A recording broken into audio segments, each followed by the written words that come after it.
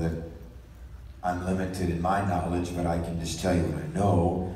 There are different types of angels. I want to say some things today that I've learned from Brother Stone King, and Brother Justin Gleason even has helped me in this. But there are different types of angels. There are messenger angels.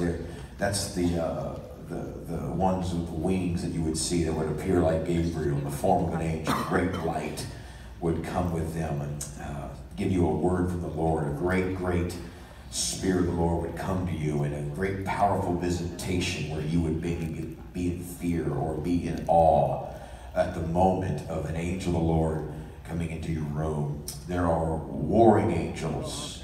The Bible says they are called the heavenly host. Anytime you see the word host in the Bible, that is military. Right.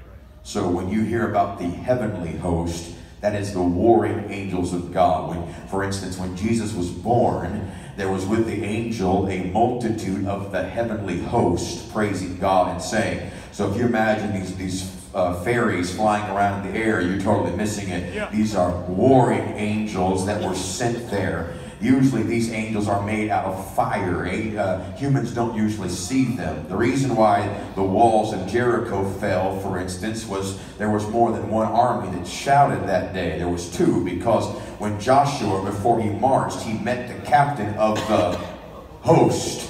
So there was a human army and there was a heavenly army that combined and connected and descended upon Jericho. And when you have humans shouting and angels shouting, something is going to happen. I've told this church before personally about a story where I was in Stockton, California, interceding for Israel. And I was interceding one night in the service, and I saw clear as day this people shooting rockets into Israel, on the border of Israel, and this great beam made out of fire on the border of Israel turned and swatted the rockets back into Palestine. And I thought, I just saw a warring angel, and I worshiped the Lord, and I told the people, and they kind of yawned and stared at me. And the next morning on the news, there was a report, a story where men went into the border of Israel and launched rockets into Israel, and in midair the rockets reversed and went back into Palestine.